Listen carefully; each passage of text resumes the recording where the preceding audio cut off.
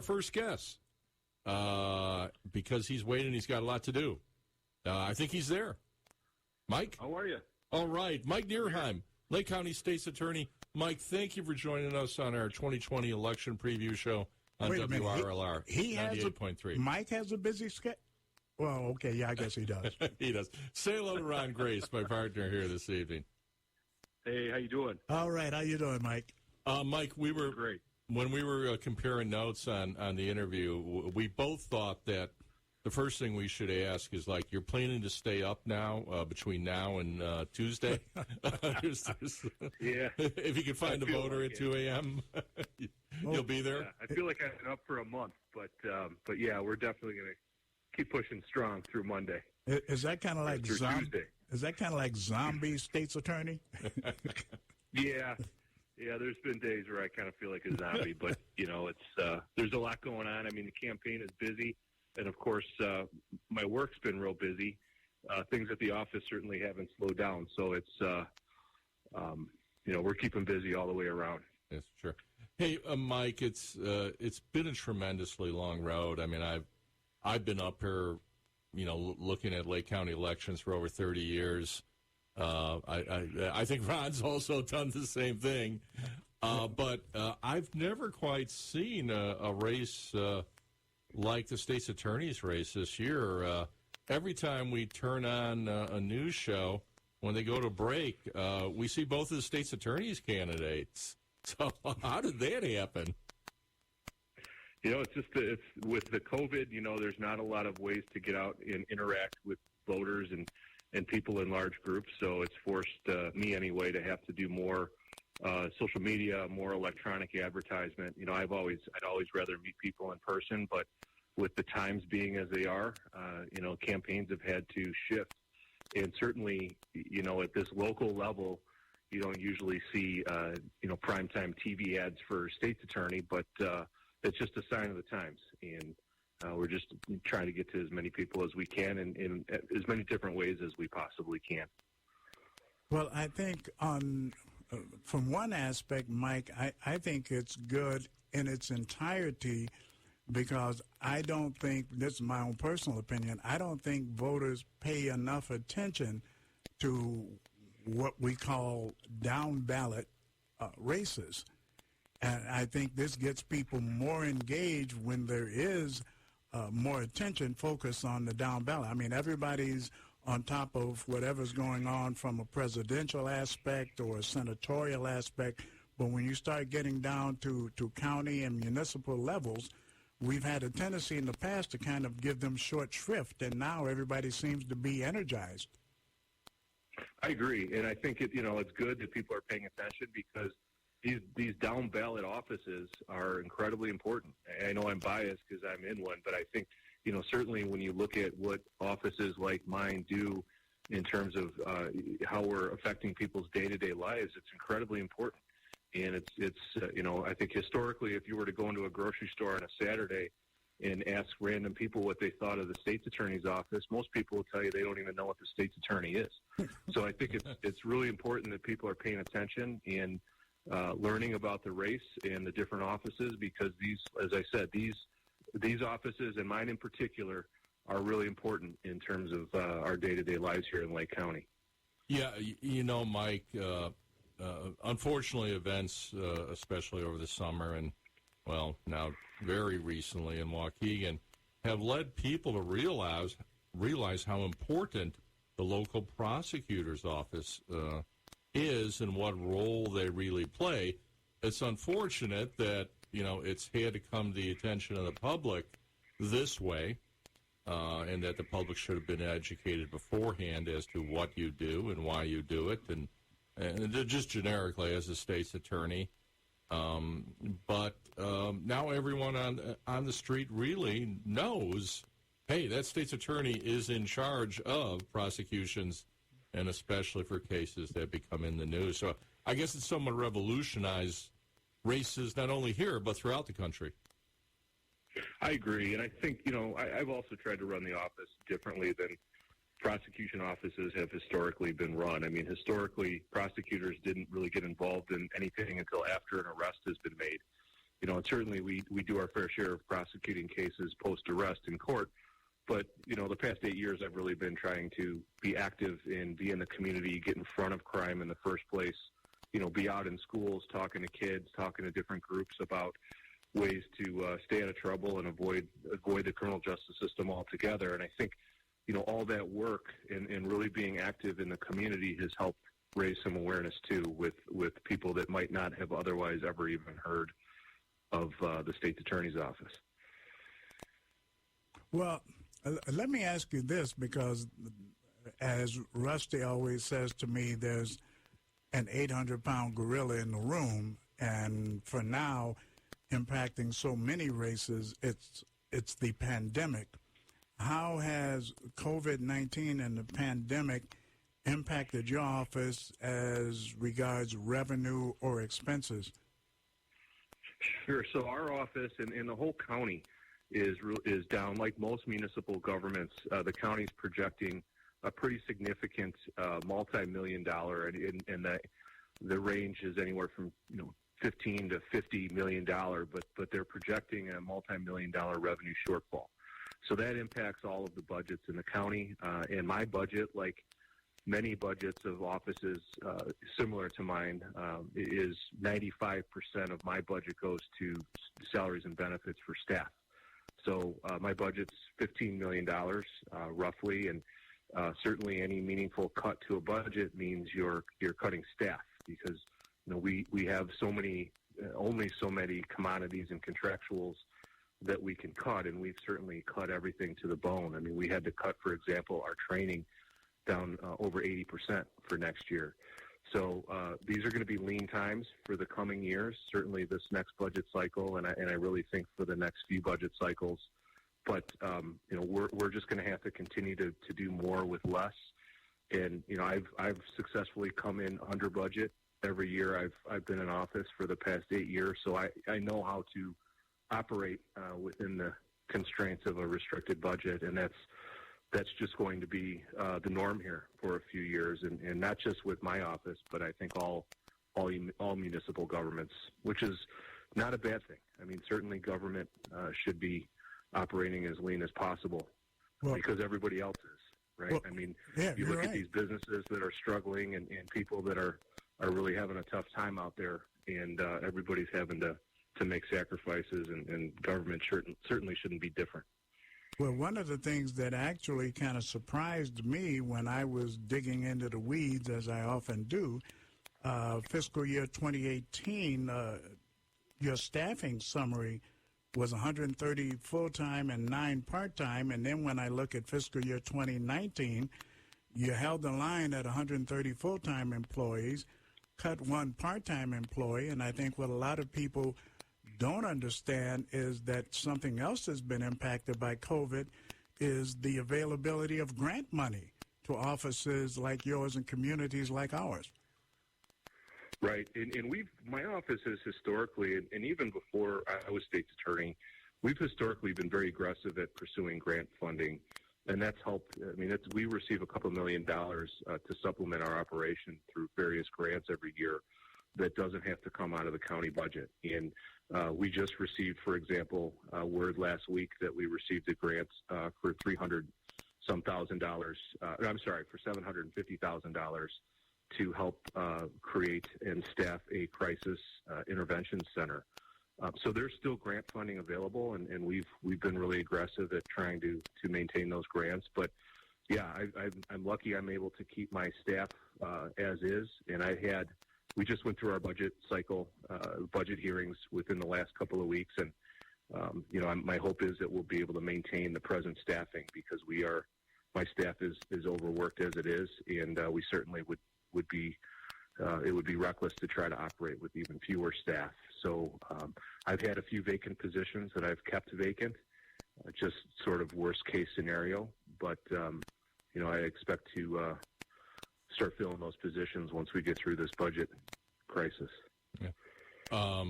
I got 2 questions coming back. This may be the most important question that a listener asked me, though, to make.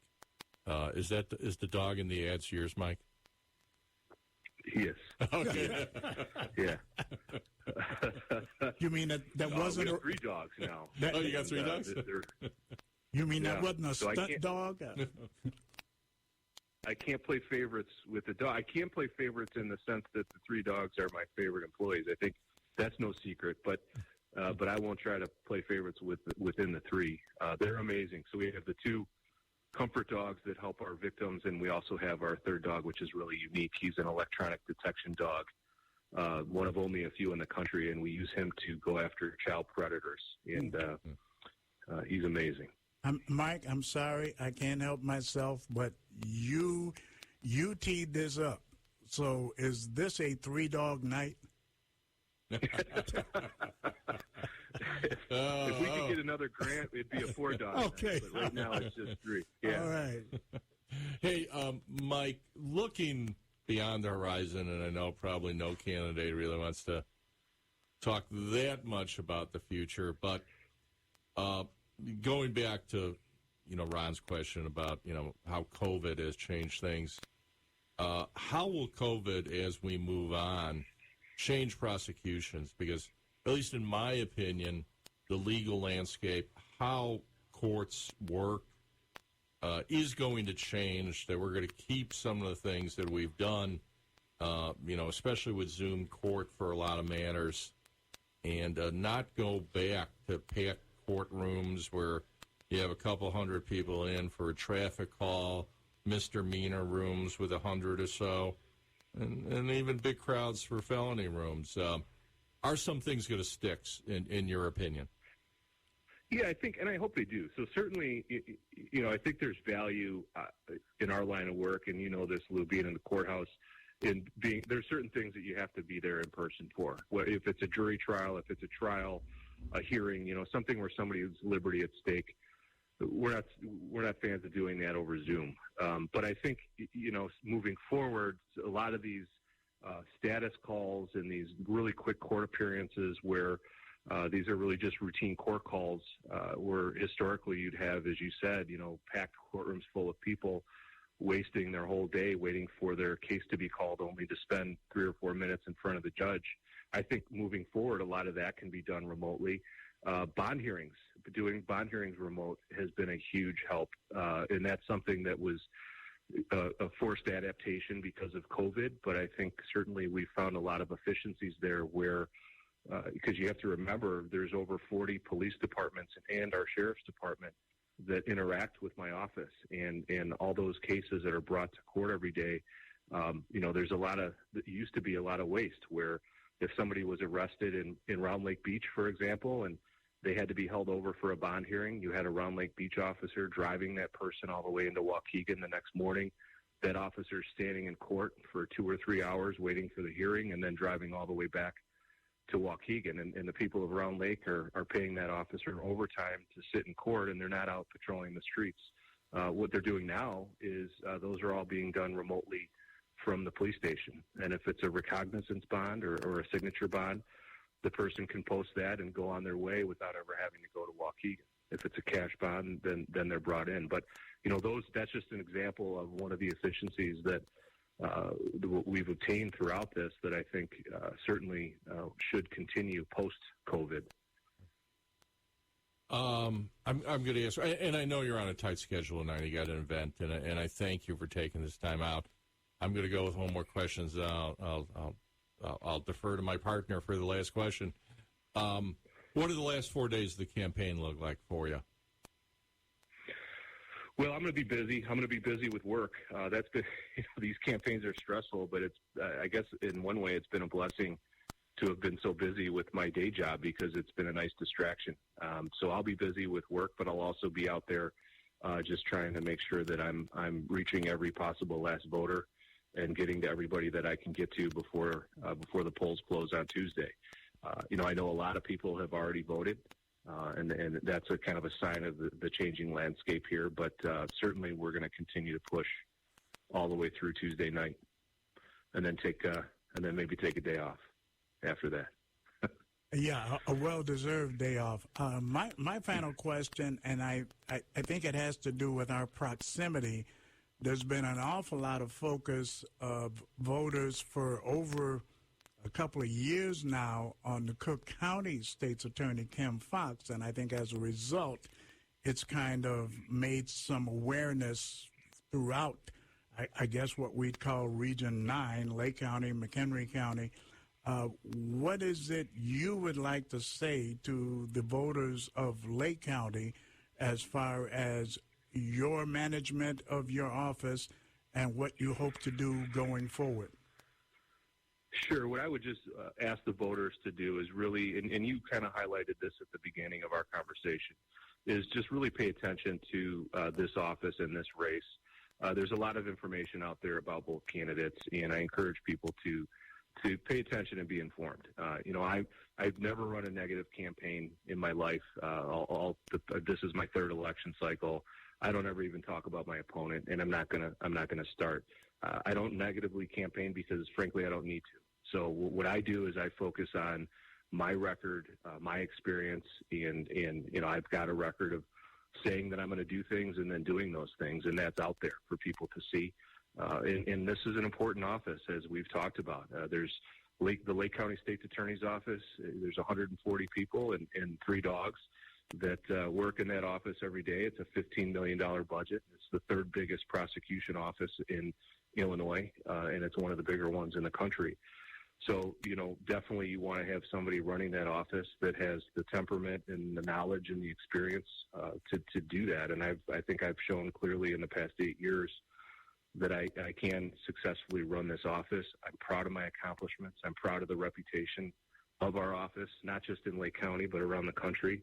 I'm proud of my staff, how they've pulled through and really risen to the challenge with COVID. And I hope the voters pay attention and see that. And as far as moving forward, one of my big plans that I want to make sure that we accomplish in my next term, which I think we'll accomplish here probably within the end of the next year, is to establish and get a crisis intervention center up and running, which would be a facility in Lake County where we would divert people with mental illness and substance abuse issues away from the criminal justice system. This would be a place where people could either walk in and get help, or the police, when they interact with these people, rather than bring them to the jail or to the emergency room, they can bring them to this facility, drop them off, and leave. And these people will get the help that they need and not have access into the system, because currently there's a pretty good percentage of people that end up in the criminal justice system that really don't belong there. These are people with mental illness or substance abuse or both. And, this center will help us divert those people before they ever get arrested. And that's been a long-time goal. And with this current grant and some other things we have going on, we're going to accomplish that real quickly here and make sure that that's up and running. And I think that dovetails perfectly, because I participated in an hour-and-a-half Zoom meeting on Tuesday where United Way of Lake County and other panelists updated everyone on what's happened with the 211 resource phone number over the last year. So I think that ties very well to what you're just talking about. Yeah, that came Absolutely. in just in the nick of time. We didn't realize. How did? Boy, didn't it? And that's something I can't say enough good about United Way of Lake County. And that center, or that number has been fantastic, because if you think about Lake County, we're lucky. We have a lot of resources here in our community. Certainly we could use more, but when you compare us to central and southern Illinois, we're very rich in resources, but we also have a good population of people that need help and don't know how to access those resources. And that's why I love 211, because it makes it really easy for people across Lake County to get help regardless of what the need is, whether it's homelessness, substance abuse, domestic violence, you name it. And it's remarkable what they've done. And I can't believe it's already been a year. It seems like just yesterday that went up and running. But the success is real. And as you said, Lou, the timing couldn't have been better. Yeah. Well, Mike, I'm gonna thank you. I know you got other things to do, and to all the candidates that come on tonight, we're just gonna wish good luck. We thank you, and we'll be talking to you down the line, one way or another, I'm sure. Yeah, absolutely. Okay. Thank you, guys. I appreciate you having me on. All Have right, a good thanks, evening, Mike. Bye-bye. All right, Mike Nerheim, Republican candidate for Lake County State's Attorney. We do have a policy here of for our first guest because he's waiting. He's got a lot.